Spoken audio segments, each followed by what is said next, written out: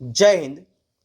Gujarati study and education channel में आप सब दोस्तों का हार्दिक स्वागत है। आज हम इस वीडियो में देखने वाले हैं कि धोरण 9 विषय हिंदी है, पाठ नंबर 4 है जिसका नाम है कर्ण का जीवन दर्शन। और धोरण 9 विषय हिंदी पाठ नंबर 4 कर्ण का जीवन दर्शन नामक जो पाठ दिया है, उसी पाठ का हम इस वीडियो में जो उनके स्वाध्याय के प्रश्न हैं उन स्वाध्याय के सारे प्रश्नों का संपूर्ण और सही और सॉल्यूशन देखने वाले हैं। तो आप इस वीडियो को अंत तक जरूर देखना। स्टार्ट करते इस वीडियो की। देखिए सवाल नंबर 1 आपके सामने है। ये रहा पहला सवाल आपके सामने। देखिए क्या सवाल ये रहा आपके सामने। देखिए क्या है, निम्नलिखित प्रश्नों के उत्तर 2-3 वाक्यों में दीजिए यानी कि लिखिए। पहला सवाल है, वैभव से क्या प्राप्त होता है? तो उनका आंसर है, वैभव से मनुष्य को ढेर सारी चिंताएं और थोड़ी सी हंसी खुशी प्राप्त होती है।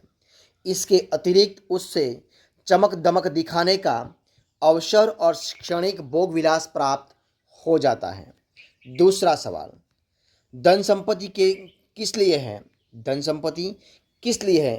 तो धन संपत्ति परोपकार के लिए है। अगला सवाल, सुख समृद्धि के अधीन मानव का क्या होता है? तो सुख समृद्धि के अधीन मानव का तेज प्रभाव दिन प्रतिदिन क्षीण हो जाता है और उसकी दुर्दशा हो जाती है। अगला सवाल, फणिबंध से कौन छुड़ाते हैं? तो फणिबंध से गरुड़ जैसी साहसी और वीर पुरुष ही छुड़ाते हैं। अगला सवाल, टिप्पणी लिखना है तो टिप्पणी लिखिए। तो पहला है कर्ण की अभिलाषा। तो देखिए उनको हम लिखने का प्रयत्न करते हैं। कर्ण दानी पुरुष है, वह प्रतिदिन जरूरतमंद लोगों को दान देता है, उसे राज्य पाने की इच्छा नहीं है। वैभव पाकर भोग विलास में जीना उसके स्वभाव के विरुद्ध है। वह दयालु और उदार वृत्ति का है, गरीबों के प्रति उसके मन में करुणा है। उसकी यह अभिलाषा है कि वह अपनी दान वृत्ति से निर्धनों का दुख दूर करता रहे, ये उनकी अभिलाषा है। दूसरा पॉइंट है, कर्ण का मित्र धर्म कैसा है? तो उनका आंसर आपके सामने है। कर्ण का देखते हैं, उनका आंसर देखते हैं। देखिए रहा आपके सामने उनका आंसर। तो कर्ण का जीवन अन्याय और अपमान से भरा हुआ था। एक दुर्योधन ने ही उसे सम्मान दिया और उसे अपना मित्र बनाया। कर्ण दुर्योधन के इस उपकार को कभी नहीं भूल पाया। महाभारत का युद्ध शुरू होने से पहले श्री कृष्ण उसे पांडव पक्ष में लेने गए। उन्होंने उसे राज देने का प्रलोभन भी दिया, परंतु कर्ण ने उनका प्रस्ताव अस्वीकार कर दिया। उसने दुर्योधन का साथ छोड़ने से स्पष्ट इनकार कर दिया। इस प्रकार कर्ण ने दुर्योधन के प्रति अपने मित्र धर्म का पालन किया। अगला सवाल, निम्नलिखित काव्य पंक्ति का आशय स्पष्ट कीजिए। तो देखिए इधर काव्य पंक्ति दी है, कौन सी काव्य पंक्ति है आपके सामने? काव्य पंक्ति है कि वैभव विलास की चाह नहीं, अपनी कोई परवाह नहीं, बस यही चाहता हूँ केवल दान की देव सरिता निर्मल, करतल से जरती रहे सदा, निर्धन को बढ़ती रहे सदा। जो इस काव्य पंक्ति इधर दिया हुआ है उनका आशय हम स्पष्ट करते हैं। देखिए आपके सामने कर्ण श्री कृष्ण से कहता है कि हे केशव, आप मुझे राज्य देने का प्रलोभन दे रहे हैं, परंतु मैं वैभव विलास का जीवन पसंद नहीं करता। मुझे अपनी कोई चिंता नहीं है, मुझे दान देने में रुचि है। इसलिए मैं केवल यही चाहता हूँ कि मैं गरीबों को हमेशा दान देता रहूँ और उनके दुख दूर करता रहूँ। अब देखते हैं दूसरी काव्य पंक्ति, मैं गरुड़ कृष्ण, मैं पक्षीराज, सिर पर न चाहिए मुझे ताज, दुर्योधन पर है विपद घोर सकता न किसी विघ उसे छोड़, रणखेत पाटना है मुझको, अहिपास काटना है मुझको। तो उस जो काव्य पंक्ति दी है उनका भी आशय हम स्पष्ट करते हैं। देखिए आपके सामने देखिए क्या है। कर्ण श्री कृष्ण से कहता है कि इस समय में मेरी स्थिति गरुड़ पक्षी के समान है, मुझे राज मुकुट नहीं पहनना है। इस समय दुर्योधन भी भारी संकट में है। युद्ध रूपी नागपाश ने उसे जकड़ रखा है। मुझे दुर्योधन के इस नागपाश को काटना है। दुर्योधन को युद्ध में विजय दिलाना है। मुझे गरुड़ की तरह अपना दायित्व निभाना है। अब देखते हैं सवाल नंबर आगे का। अंदाज अपना अपना अपना मत स्पष्ट कीजिए। तो उनमें पहला है, एक पॉइंट है, देखिए क्या है। यदि कोई ज़रूरतमंद इंसान आपसे मदद मांगे तो आप क्या मदद करेंगे? तो उनमें आपकी जो राय है वो इसमें लिखना है। तो देखिए क्या है। यदि कोई ज़रूरतमंद इंसान मुझसे मदद मांगे तो पहले मैं उसकी ज़रूरत के बारे में पूछूंगा। यदि मुझे उसकी ज़रूरत सच्ची लगी तो मैं अवश्य उसकी मदद करूंगा। मदद करने में यदि दूसरों के सहयोग की आवश्यकता हुई तो उनका सहयोग भी लेने में मैं संकोच नहीं करूंगा। दूसरा पॉइंट हम देखते हैं, देखिए क्या है।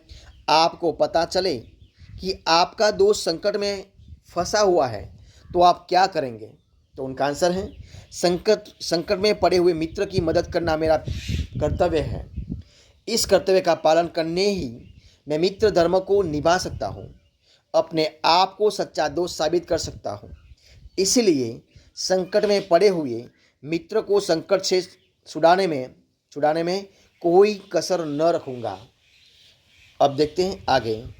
आपके पास ज़रूरत से ज़्यादा धन संपत्ति है तो आप क्या करेंगे? तो देखिए उनका आंसर भी आपके सामने है। अपने पास ज़रूरत से ज़्यादा धन संपत्ति होने पर मैं उसका उपयोग परोपकार में करूँगा। मैं अनाथाश्रम में वहाँ के ज़रूरतमंदों को उनकी ज़रूरी चीज़ें खरीद कर ला दूँगा। प्यासों के लिए प्याऊ बनवाऊँगा और गरीबों को अन्नदान दूंगा। इस प्रकार अपने पास ज़रूरत से ज़्यादा धन संपत्ति होने पर मैं उसका उपयोग दूसरों के दुख दूर करने में करूंगा। अब देखते हैं सवाल नंबर आगे का। निम्नलिखित शब्दों का वाक्य में प्रयोग करना है। देखिए कौन सा है। तो पहला है अत्यल्प। क्या है? अत्यल्प तो यानी कि